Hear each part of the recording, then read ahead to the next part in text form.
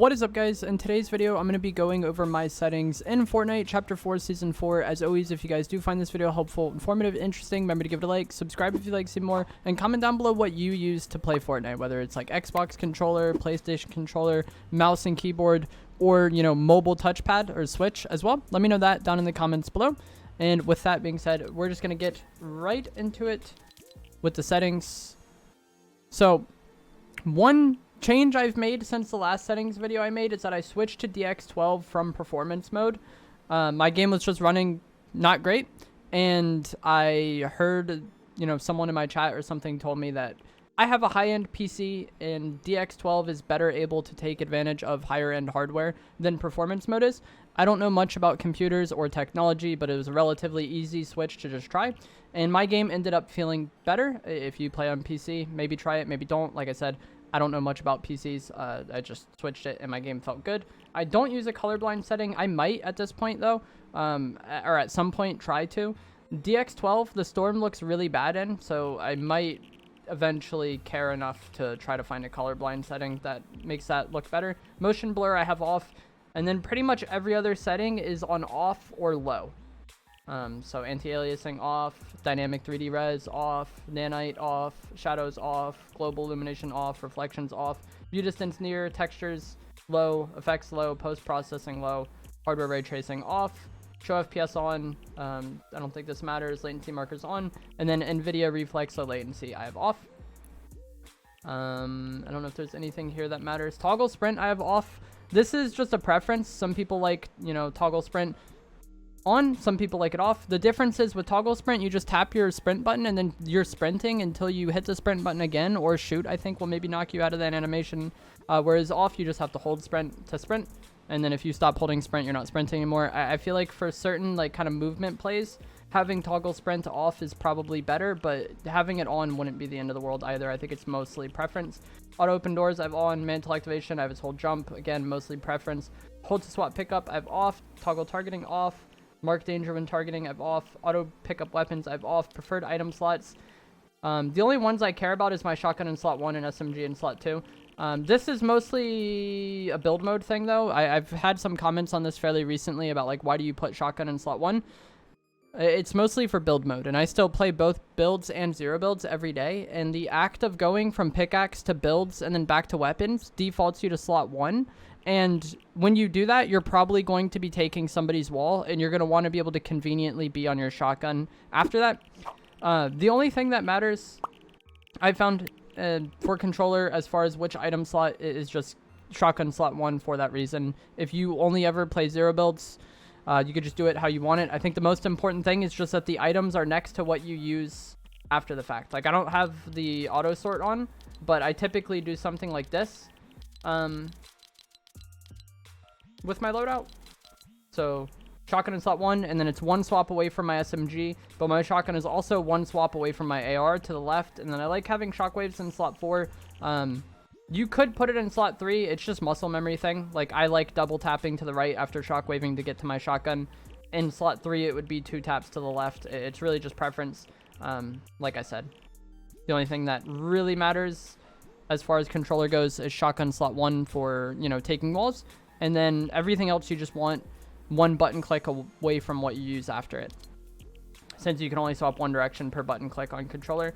Auto sort consumables to the right, I have that off for the reason I just kind of outlined. I like having my utility in slot 4. Reset building choice I have on. Disable pre-edits I have on. Turbo building on. Auto confirm edits on reset. This is just like a faster reset thing. I don't think any of this other stuff matters. Tap to search interact on. You definitely want this on. This makes it to where when you go to search a chest, you just have to tap the button and then it'll search. You don't have to hold it the whole time. It's just like a convenience thing more than anything, but it's really nice. And I do not know if any of this other stuff matters.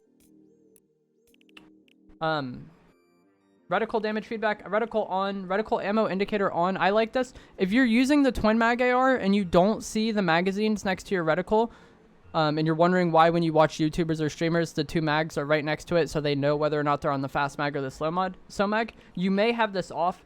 Damage numbers I have on list just because that's what I like. You might use cumulative and that's fine. I've just been playing Fortnite for many years and they didn't add this setting, I believe, until Chapter 4. And I just like seeing exactly how much damage each shotgun shot does. when I pump somebody and it says 100, I know I just did 100 damage. Whereas like, you know, if I open with AR shots, let's say I have 30 damage and then pump them for 100, it would say 140. It shouldn't really matter, but like I said, I just like having list on. If you like cumulative, that's fine. Reticle damage feedback, I have on off. Doesn't matter anymore. There was a point in time where this removed aim assist or messed up aim assist, but I just like having it off. None of this other stuff matters, I don't think. This is just like preference as far as HUD scale. Gyro I don't use. I get asked about this a decent amount of time. There's some people that swear by gyro, and if you like it, that's awesome. But I think as far as controller goes, it's probably better to not use it. I think if gyro was the move, you would see a bunch of, you know, pro controller players switching to gyro, but that hasn't really happened, and the setting has been out for over a year now. Now we're on to controller options. Auto run I've off, build immediately I've on, edit hold time and slide hold time low. These are just preference, but you want them lower. I don't use any of these things. Vibration I've off. Okay, so now we're going into the sensitivity. I use advanced options. I use 1.9 build, 1.4 edit, 40/40 look horizontal and vertical, and then no boosts. And this probably sounds low to you. We'll get to that in a reason, or we'll explain that later on, and also I'll explain the no boost later on. 12% ADS. I've been told this is pretty high. Some people don't like it. This is just what I've used for a long time, and I like it. I've always kind of preferred a higher ADS speed than average, I feel like, even in like the early Fortnite days. It's just what feels good to me, and that's what really matters with settings. Look dampening time I have on 0, and then look input curve is linear. And this is why my sensitivity was lower. If you play on Expo, this would probably feel like crap to you. But it would probably feel like really slow, but linear just kind of makes everything feel faster. I have a video talking about linear versus Expo on controller. It'll be linked down in the comments below, or the description below. But yeah, I like 40/40, 12/12, no boosts, linear. That is what I've liked for a long time. I haven't really changed it. Recently, I've gotten asked by somebody while I was streaming if they should even use advanced options, if they should just use these default ones. And personally, I don't think so. Like the default settings, no advanced options on, they can work and you can be good with them, but I feel like if you're someone who plays the game a good amount, and if you're someone who's watching YouTube videos about the game, you're probably a bit more serious than the average player, you know. I think it's worth taking the time to find your like ideal sensitivity using these advanced settings. And like the best way to practice and get used to new sensitivities is going to be creative. I think it just allows you to get into a lot of fights in a very short time span and find like the ideal sensitivity for you. It's unlikely that advanced off, one of these 1 to 10 numbers is going to be the perfect sense for you. Whereas like with advanced, you can fine tune it, and that's daunting at first. But I think in the long run, it's better. And once you find a sense that's good for you, you probably don't have to adjust it as much. And kind of like I said at the start of this discussion, if you're someone who's watching YouTube videos and watching streams about the game, you're probably more into the game than the average player. The reason why I have no boosts is because I play linear. And the whole point of playing linear is just that your sensitivity feels more consistent than Expo.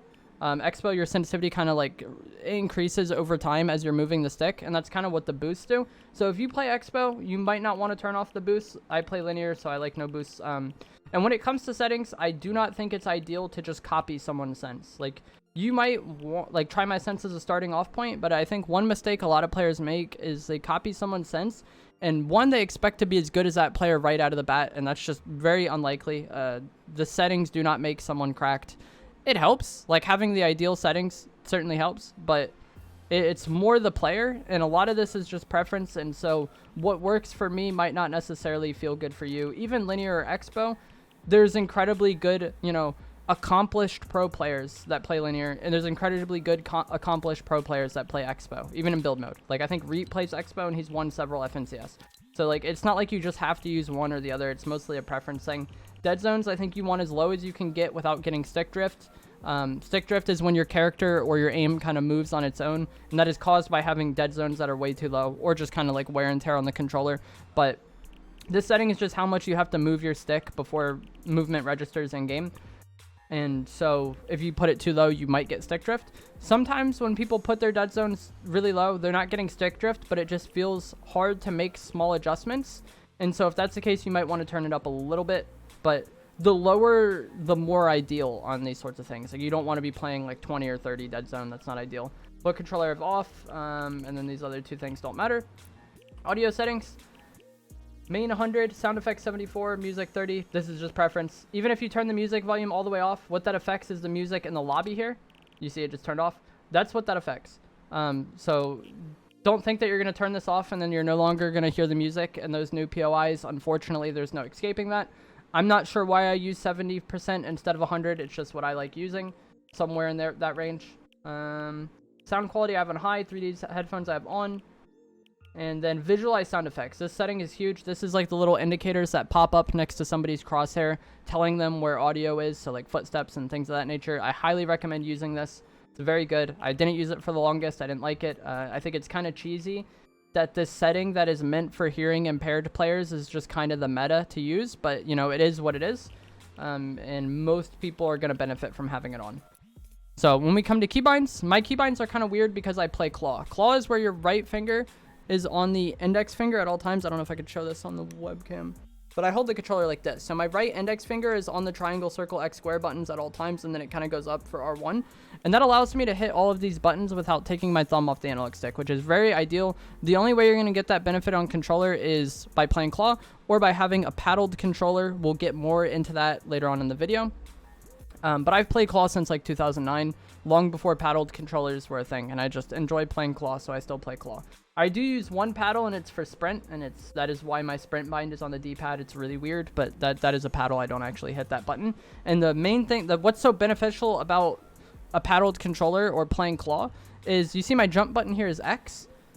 If I was playing normal grip, normal controller, I would have to take my right thumb off the stick, which is the aiming stick, to hit jump, and then my thumb would have to go back to the right stick, and that makes it much harder to, you know, hit jump shots. And Fortnite is a very demanding game in what you have to do, especially in build mode. If you had to take your thumb off the analog stick to edit or do switch mode or jump, it's going to be much harder for you to do like a lot of different like building techniques and just a lot of things you have to do in the game.